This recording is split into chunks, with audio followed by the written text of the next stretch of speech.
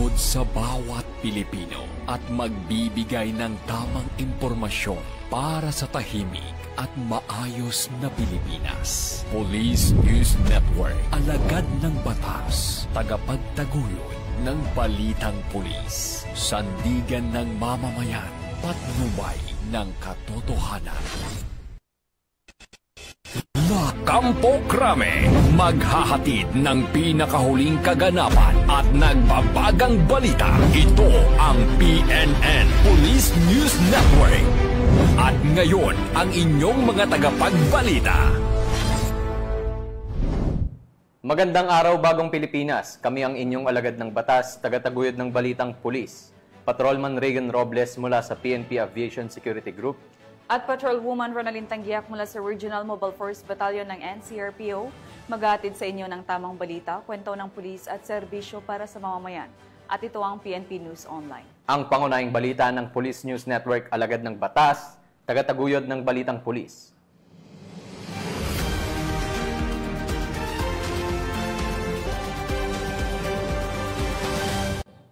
Narito ang mga balitang dapat niyong abangan.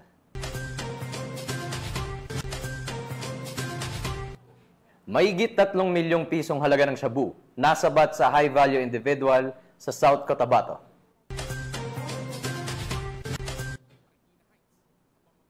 Tawag sa 911, nauwi sa matinding operasyon, Pasig Police, nasabat ang malaking halaga ng shabu.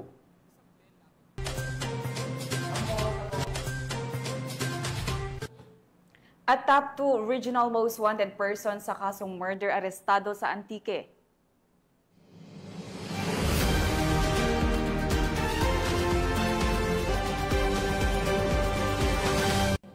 Narito ang mga balitang hatid ng ating PNN correspondents mula sa iba't ibang panig ng bansa.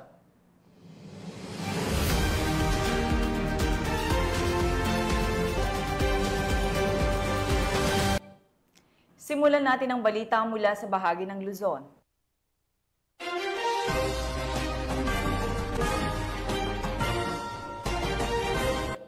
Dalawang suspect ang arestado habang malaking halaga nang iniinalang shabu ang nasamsam matapos ang isang tawag sa PNP Emergency Hotline 911 na agad tinugunan ng Pasig City Police.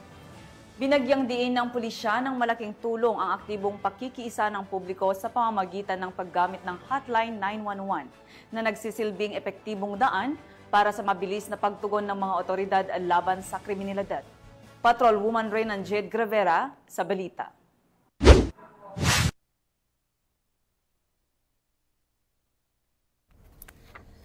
Nito lamang August 25, 2025, bandang 4:20 ng hapon, naaresto ang isang lalaki na sangkot sa kaso ng pagnanakaw sa Marikina City. Ayon sa inisyal na investigasyon, August 24, 2025, bandang 8:45 ng gabi, pinasok ng sospek ang isang establishmento sa Barangay Marikina Heights sa pamamagitan ng pagbutas sa bubong at kisame ng naturang gusali. Nakuha nito ang cash na 22,800 pesos, isang Dell Latitude laptop na may halaga na 40,000 pesos, 3 company cellphones, isang Samsung A55 na nagkakahalaga ng 22,800 pesos, Samsung A05 na nagkakahalaga ng 12,597 pesos, Samsung A13 na may halagang 10,000 pesos at isang minipan na may halagang 800 pesos. Isang concerned citizen ang nag-report sa mga pulis tungkol sa naturang pagnanakaw at sa loob lamang ng 5 minuto ay agarang nakarating ang kapulisan at mga barangay tanod sa pinangyarihan ng insidente. Sa tulong ng backtracking ng CCTV footage ay nalaman ang pagkakakilanlan ng suspect na si alias Junel at natunton ang tirahan nito na nagbunga ng kanyang pagkakaaresto. Ang Samsung A13 na nagkakahalaga ng 10,000 pesos ay ang tanging na-recover mula sa suspect habang hindi pa nahahanap ang ibang mga ninakaw na gamit. Si alias Junel ay naharap ngayon sa kasong robbery with force upon things at kasalukuyang nasa custodial facility ng Marikina City Police Station. Gusto din ang kapisa ng Marikina City. Mabilis agarang action naman po yung ginawa ng ating kapisa. Kasi nung nag-report yung tawag sa barangay, then pagbalik ng tao ko galing sa barangay, may assistant na po agad ng barangay police. Then pagdating po sa sinaktakay, yung pina-check yung CCTV para kung makikilala niyo yung suspect. Kaya po, natakit din agad siya kasi nakilala ko nila na which is ginagawa nila dito. Thank you po sa ating kapulisan na ginagawa po nila po. Mula dito sa Eastern Police District, ako ang inyong PNN correspondent, Patrolman Reynan Jade Gravera, alagad ng batas, tagataguyod ng Balitang Pulis. Maraming salamat, Patrolman Gravera. Isang 42 anyos na lalaki na kabilang sa listahan ng mga street-level individual ang arestado sa bypass operation ng Dagupan City PNP sa lalawigan ng Pangasinan. Yan ang tinutukan ni Corporal J.R. Del Mendo. Isang 42 anyos na lalaki sa isinagawang anti-illegal drug bypass operation ng mga miyembro ng Dagupan City Police Station sa Barangay Bunuan, Bukig, Dagupan City, Pangasinan. Ang suspect ay nakatala bilang street-level individual. Narekobre mula sa kanya ang 12 gramo ng hininalang shabu na nakapaloob sa 2 plastic sachet at mayroong standard drug price na 81,600 pesos. Maliban dito, nakuha rin ang isang genuine 500 peso bill at 15 pirasong kopya ng 1,000 peso bill na ginamit bilang buy-bust money, isang unit ng cellphone at isang motorsiklo na ginamit ng suspect. Isinagawang markings at inventory sa mga ebidensya sa mismong lugar ng operasyon sa presensya ng suspect at ng mga mandatory witnesses. Ang suspect ay haharap sa kasong paglabag sa Section 5 ng Article 2 ng Republic Act 9165. Mula dito sa Ilocos Region, ito ang inyong PNN correspondent, Police Corporal J.R. Del Mendo, alagad ng batas, tagataguyod ng Balitang Pulis. Maraming salamat, Police Corporal Del Mendo. Walang takas ang isang high-value individual sa isinagawang anti-illegal drug operation ng mga operatiba ng pulisya sa lalawigan ng Camarines Sur. Nakatutok dyan si Police Corporal Doxy Charis Casasos. Arestado ang isang high-value individual sa isinagawang drug operation na pinangunahan ng Provincial Drug Enforcement Unit ng Camarines Sur Police Provincial Office kasama ang San Fernando Municipal Police Station, PDEA Camarines Sur sa koordinasyon ng PDEA Regional Office 5 nitong Agosto taong kasalukuyan sa Zone 4, Barangay Maragni, San Fernando, Camarines Sur. Kinilala ang naaresto sa alias Ingo, 46 anyos, lalaki, may asawa at residente ng Barangay Maragni, San Fernando, Camarines Sur. Nakumpiska sa sospek ang tinatayang 36 gramo na hinihinalaang shabu na nakalagay sa heat-sealed transparent plastic sachet na may tinatayang halaga na 244,000 at 800 piso at mga iba pang paraphernalia. Mahaharap ang sospek sa kasong paglabag sa Republic Act 9165 o ang Comprehensive Dangerous Drugs Act of 2002. Ang PNP Bicol katuwang ang mga kaagapay na ahensya na magpapatuloy ang pinaigting na kampanya kontra iligal na droga upang matiyak ang kaligtasan at kapakanan ng mga mamamayan sa rehiyon. Mula dito sa Bicol Region, ako po ang inyong PNN correspondent, Police Corporal Doxy Charis Casasos, alagad ng batas tagataguyod ng Balitang Pulis. Maraming salamat, Corporal Casasos. 2 drug suspect, kabilang ang isang Amerikano, ang nasa kote ng mga otoridad sa isinagawang bypass operation sa Villamor, Pasay. Ang balita mula kay Patrolwoman Verna Gundrat. Arestado ang 2 drug suspect sa ikinasang bypass operation ng Station Drug Enforcement Unit ng Pasay City Police Station at Philippine Drug Enforcement Agency bandang 11:45 ng gabi noong August 26, 2025 sa Villamor Airbase, Pasay City. Kinilala ang mga suspect na sina alias Boy, 29 anyos, Pilipino, at alias Kirk, 39 anyos, American citizen at isang chief. Pareho silang nasa drug watch list, si Boy bilang street-level individual at si Kirk bilang high-value individual. Nasamsam mula sa kanila ang 5.99 gramo ng hinalang shabu na nasa siyam na plastic sachet na may halagang 40,392 pesos, isang genuine 500 mark money, isang empty Marlboro pack at isang black cellphone. Kasalukuyang nasa kustodiya ng SDEU ang mga sospek habang inihahanda ang kasong paglabag sa RA 9165 na isasampa sa Pasay City Prosecutor's Office. Mula dito sa Camp Bagong Diwa, Bicutan, Taguig City, ako po ang inyong PNN correspondent, Patrolwoman Berna Gondran, alagad ng batas, tagataguyod ng Balitang Pulis. Maraming salamat, Patrolwoman Gondran. Matagumpay na naibalik ng 1st Kalinga Provincial Mobile Force Company sa tunay na may-ari ang isang iniwang motorsiklo na kanilang na-recover sa Tabuk City, Kalinga. Patrolman Rafin Jude Suaya sa balita. Abandonadong motorsiklo ang na-recover ng 1st Kalinga Provincial Mobile Force Company sa liblib na lugar ng Sitio Calagdaw, Barangay Bulanao, Tabuk City, Kalinga nito lamang Agosto 28 taong kasalukuyan. Batay sa ulat, nakatanggap ng tawag ang mga kapulisan mula sa isang concerned citizen na may nakatumba at abandonatong motorsiklo sa nasabing lugar at kaagad naman itong nirespondihan ng mga kapulisan. Nakumpirma ng mga kapulisan sa mismong lugar ng pagkakadiskubre ang isang itim na Kawasaki Rouser 135 at dinala sa kanilang himpilan. Kaagad namang kinontak ang umano'y nakarehistrong nagmamay-ari ng motorsiklo at hiningan ng mga papeles at katibayan na siya nga ang nagmamay-ari na kalaunan ay itinurn over din sa kanya. Nagpapasalamat naman ang mga residente sa kanilang nasasakupan dahil sa kanilang pakikiisa at pagtitiwala sa pagpaparating ng anumang insidente at kahina-hinalang pangyayari upang makamtan ng isang tahimik at payapang komunidad. Mula dito sa Camp Dangwala, Trinidad, Benguet, ako po ang inyong PNN correspondent, Patrolman Rafin Jude Suaya, alagad ng batas, tagataguyod ng Balitang Pulis. Maraming salamat, Patrolman Suaya. Naaresto ang isang city most wanted person sa kasong rape sa isinagawang operasyon ng San Jose del Monte PNP sa Bulacan. Ang buong detalye ng balita mula kay Patrolwoman Pearl Cristalina Javier. Ng mga tauhan ng San Jose del Monte City Police Station ang tinaguriang city most wanted person para sa kasong rape sa Barangay Graceville, City of San Jose del Monte, Bulacan. Kinilala ni Police Lieutenant Colonel Rayson M. Bagain, Acting Chief of Police ng naturang istasyon, ang suspect na si alias Jan, 22 anyos, delivery rider at residente ng San Jose del Monte, Bulacan. Dakong alas 12 ng hapon ng ikasang operasyon sa pinagsanib na puwersa ng San Jose del Monte City Police Station, 301st Maneuver Company, RMFB-3 at PNP Maritime Group.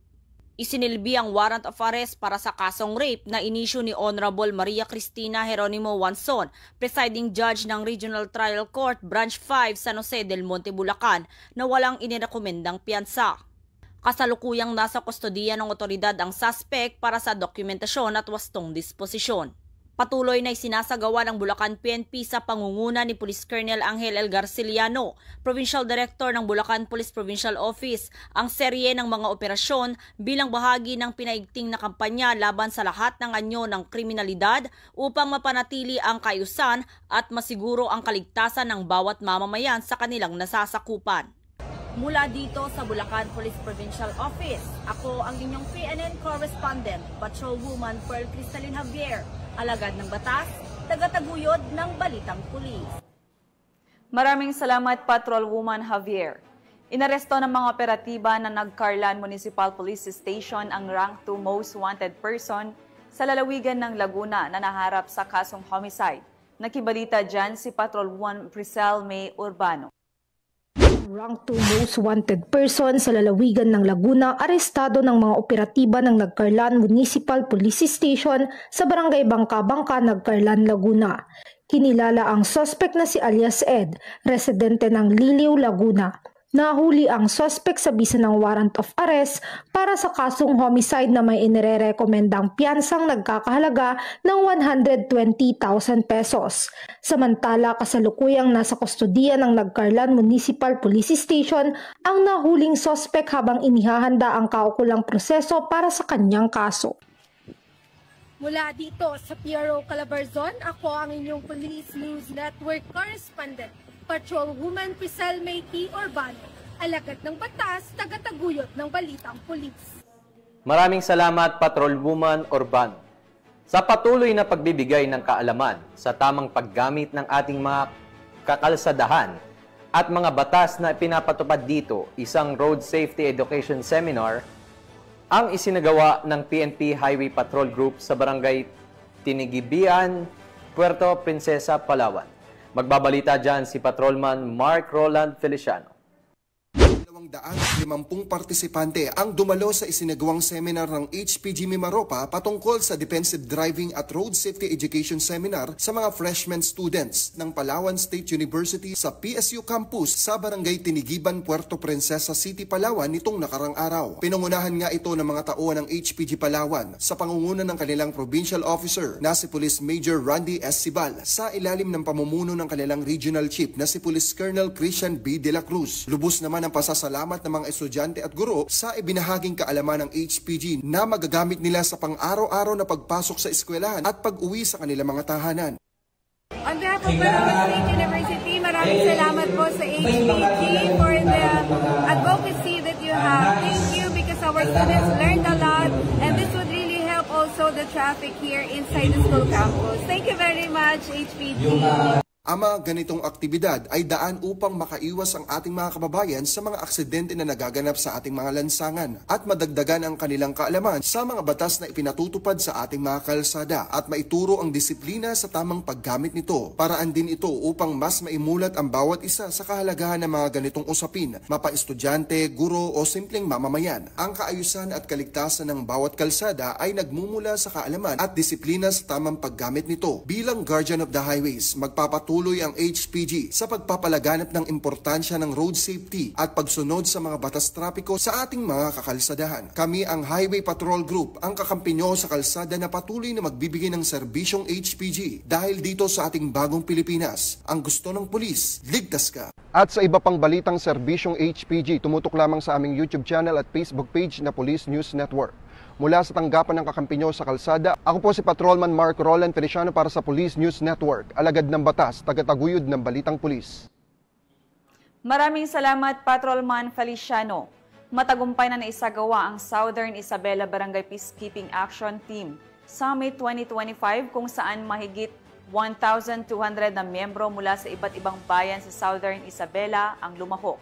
Yan ang balitang hatid ni Patrolwoman Leni Lorenzo.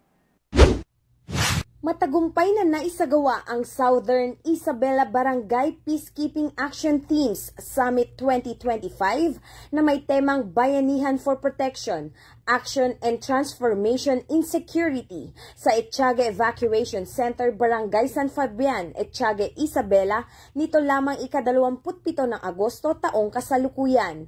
Dinaluhan ang pagtitipon ng kabuuang 1,224 BIPATS members mula sa bayan ng Alicia, Angadanan, Cordon, Etxague, Jones, San Agustin, San Guillermo, San Isidro at Ramon, Isabela. Pinangunahan ang aktibidad ni na Police Lieutenant Colonel Gary A. Matagay, Deputy Provincial Director for Administration, DPDA, at Police Lieutenant Colonel Jomar F. Julian, Chief ng Police Community Affairs and Development Unit, PICADU, katuwang ang pamahalaang lokal ng Etxague, Isabela. Kabilang sa mga mahalagang paksa na tinalakay ang mga sumusunod: roles of BIPATS and relation of BIPATS to PNP, salient provisions of katarungang pambarangay and citizens arrest, Barangay Intelligence Network o BIN, roles of BIPATS as first responders, road safety and traffic laws and violations, proper reporting of crime through E911 at awareness on West Philippine Sea. Layunin ng summit na bigyang kakayahan ang mga BIPATS sa pamamagitan ng karagdagang kaalaman at pagsasanay upang maging mas epektibong katuwang ng kapulisan at lokal na pamahalaan sa pagpapanatili ng kaayusan at kapayapaan sa kani-kanilang mga barangay. Nagtapos ang summit sa awarding of certificates para sa lahat ng kalahok. Sa kabuuan, ang aktibidad ay nagbunga ng mas pinatibay na ugnayan ng BIPATS, PNP at mga lokal na pamahalaan na magsisilbing matatag na haligi ng tagapagtaguyod sa isang mas ligtas at mas mapayapang Isabela Province. Mula dito sa Lambak ng Cagayan, ako ang inyong PNN correspondent, Patrolwoman Leni Lorenzo, alagad ng batas, tagataguyod ng balitang pulis. Maraming salamat, Patrolwoman Lorenzo. Tunghayan naman natin ang mga balita mula sa Visayas.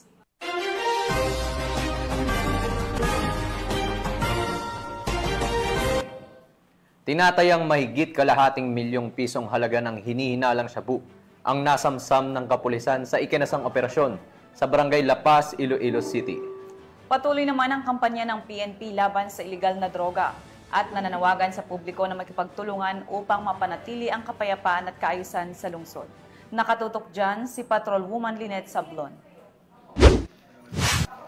Arestado ang isang lalaki sa isinagawang buy-bust operation ng Station Drug Enforcement Team ng Iloilo City Police Station 2 sa ilalim na pamumuno ni Police Captain Jeffrey Delgado, officer in charge ng ICPS 2 sa Zone 4 Barangay Kaingin, La Paz, Iloilo City.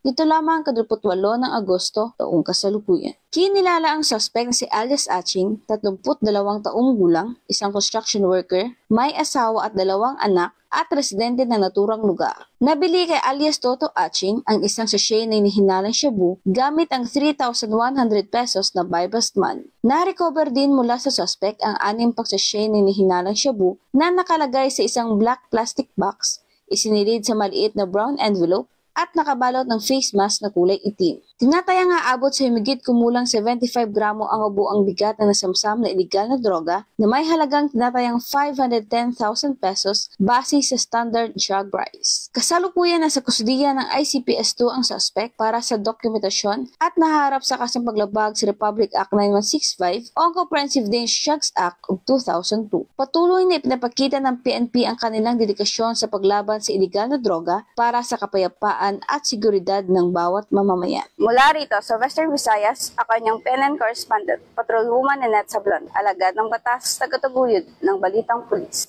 Maraming salamat, Patrolwoman Sablon. Huli ngayon ng mga operatiba ng PNP Special Action Force at Criminal Investigation and Detection Group ang nakatalang top 2 regional level most wanted person sa kasong murder sa Barangay San Jose, Antique. Narito ang report ni Corporal Marcelino Termenes. Arestado ang isang kilalang suspect na si alias Dennis na number 9 regional level most wanted person ng Pro 13 para sa third quarter ng 2025 sa isinagawang joint operation ng 15th Special Action Company, 1st Special Action Battalion ng PNP SAF katuwang ang Criminal Investigation and Detection Group, Surigao del Sur Provincial Field Unit na nagsilbing lead unit at iba pang sangay ng PNP sa Barangay Mangagoy, Bislig City, Surigao del Sur. Ang pag-aresto ay sinagawa batay sa warrant of arrest na may criminal case number 25-2026 para sa kasong robbery with homicide na inilabas ng RTC Branch 55 10th Judicial Region, Trento, Agusan del Sur noong June 26, 2025. Kasalukuyang nasa kustodiya ng CIDG Surigao del Sur PFU ang naarestong suspect para sa kaukulang dokumentasyon at disposisyon. At mula dito sa headquarters sa Fort Santo Domingo, Santa Rosa City, Laguna, ang tahanan ng inyong tagaligtas. Ako ang inyong PNN Correspondent, Police Corporal Marcelino Termenes, alagad ng batas, tagataguyod ng Balitang Pulis. Maraming salamat, Police Corporal Termenes. Walang kawala sa batas ang isang menor de edad matapos mahulihan ng mahigit 400,000 pisong halaga ng hinihilalang shabu sa ikinasang operasyon ng kapulisan sa lungsod na ito. Yan ang tinutukan ni Patrolwoman Annalyn Canoog.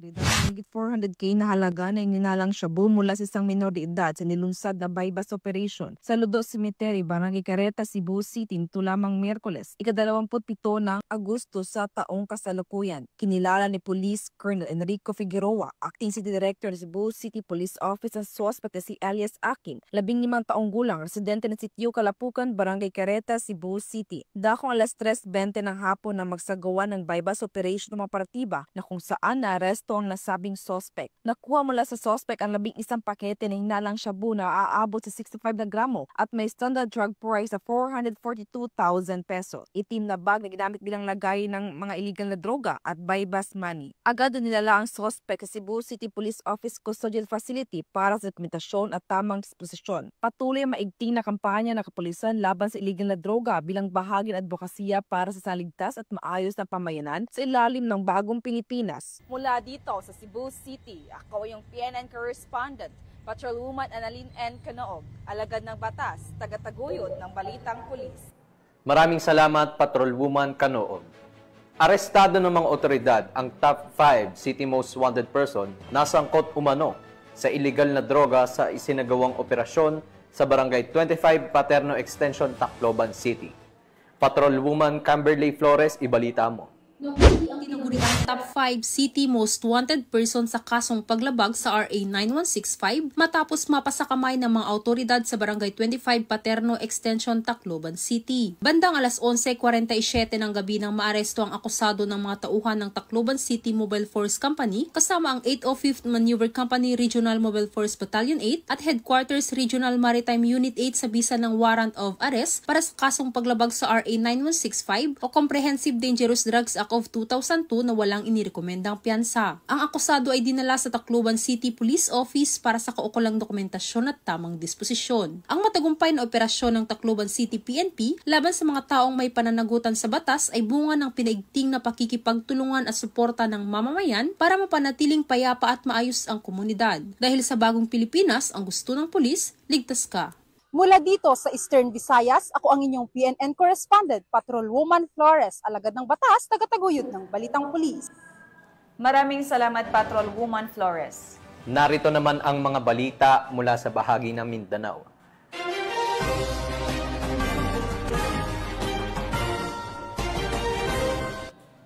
Nasukol ng mga otoridad ang isang high-value individual na umano'y sangkot sa malakihang kalakalan ng illegal na droga sa isang ikinasang bypass operation sa Polomolok, South Cotabato. Tumambad sa mga operatiba ang mahigit 3.7 milyong halaga ng hinihilalang shabu matapos maaresto ang suspect na matagal nang minamanmanan ng pulisya. Patrolwoman Vina Morales sa balita.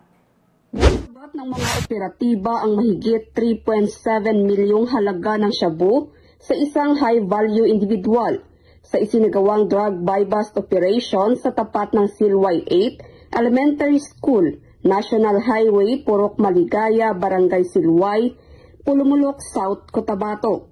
Nito lamang Agosto taong kasalukuyan. Kinilala ng Polomolok Municipal Police Station ang suspect na si alias Alvin, 48 na taong gulang, isang businessman at residente ng Barangay Isidro, General Santos City, at tinaguriang high-value individual.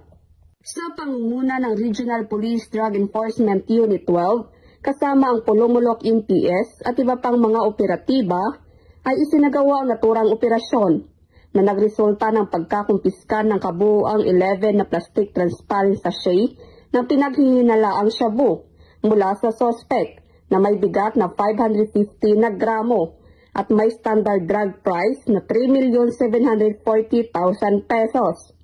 Kompiskado din ang iba pang non-drug item. Kasalukuyang nasa Polomolok MPS ang suspect at mahaharap sa kasong paglabag sa RA 9165 o Comprehensive Dangerous Drugs Act of 2002. Ang matagumpay na operasyong ito ay bunga ng pagsisikap ng buong kapulisan ng Rehiyon 12 sa kampanya kontra iligal na droga. Tinitiyak naman ng Pro 12 na mas paigtingin pa ang mga operasyon para sa mas maayos, ligtas at drug-free na rehiyon. Mula dito sa Rehiyon 12, ako ang inyong PNN correspondent, Patrolwoman Vina Morales, alagad ng batas, tagataguyod ng Balitang Pulis. Maraming salamat, Patrolwoman Morales. Hindi na nakalampas sa mata ng batas ang isang bagong tukoy na drug suspect sa Lanao del Norte matapos na mauwi sa pagkakaaresto ang kanyang pagbebenta umano ng shabu sa ikinasang bypass operation ng pulisya. Patrolwoman Sara Vem Batomalaki sa report.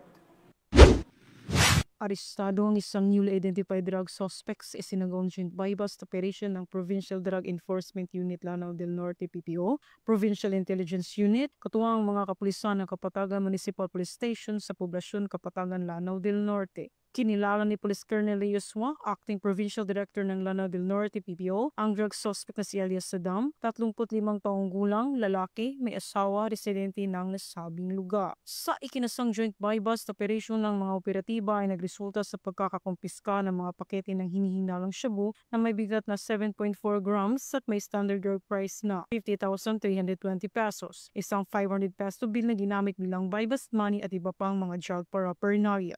Ang suspect ay naharap sa kaso paglabag sa RA 9165 o Comprehensive Dangerous Drugs Act of 2002. Mula dito sa Camp Capistrano, Gusa, Cagayan de Oro City, ako ang iyong PNN correspondent, Patrolwoman Sara Vem Batomalaki, alagad ng batas, tagataguyod ng Balitang Pulis.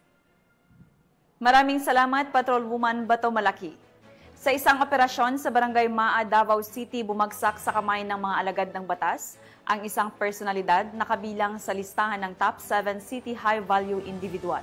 Tinutukan yan ni Patrolwoman Mariel May Donki.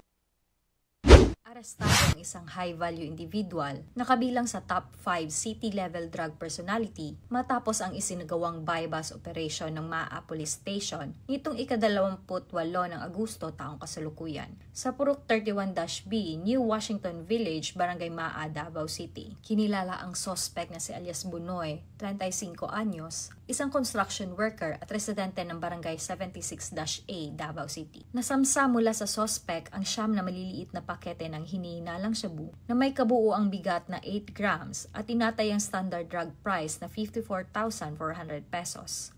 Bukod dito, nakumpiska rin ang isang unit ng kalibre 38 na baril at iba pang ebidensya. Naharap ngayon ang suspect sa kasong paglabag sa Republic Act 9165 o ang Comprehensive Dangerous Drugs Act of 2002 at Republic Act 10591 o ang Comprehensive Firearms and Ammunition Regulation Act. Ayon sa Maa Police Station, ang pagkakaaresto sa isa sa mga pangunahing high-value targets ng lungsod ay patunay na walang humpay na kampanya ng kapulisan laban sa iligal na droga at krimen. Dagdag pa nila, ang matagumpay na operasyon ay nagpapakita na patuloy na dedikasyon ng mga otoridad sa pagpapanatili ng kaayusan at kapayapaan para sa ikauunlad ng komunidad. Mula dito sa Rayon 11, ako ang inyong PN correspondent, Patrolwoman Mariel May Donki. Alagad ng batas, taga-taguyod ng Balitang Pulis. Maraming salamat, Patrolwoman Don Kilab. At yan ang mga balitang nakalap ng ating PNN correspondents mula Luzon, Visayas at Mindanao. Sa ngalan ng pamunuan ng Philippine National Police, sa pangunguna ni Acting Chief PNP Police Lieutenant General Jose Melencio Nartates Jr. at sa pamumuno ni President Ferdinand Bongbong Marcos Jr., kami ay maglilingkod sa bawat Pilipino at magbibigay ng tama at balanseng balita.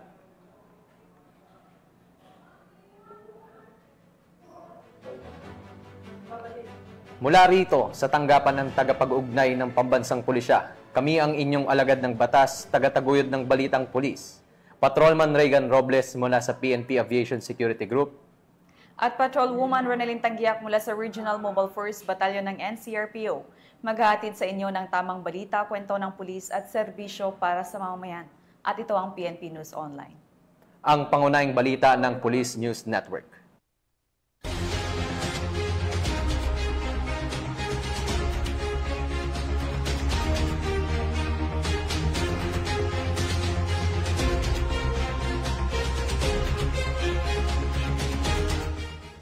Police News Network, alagad ng batas, tagapagtaguyod ng balitang pulis.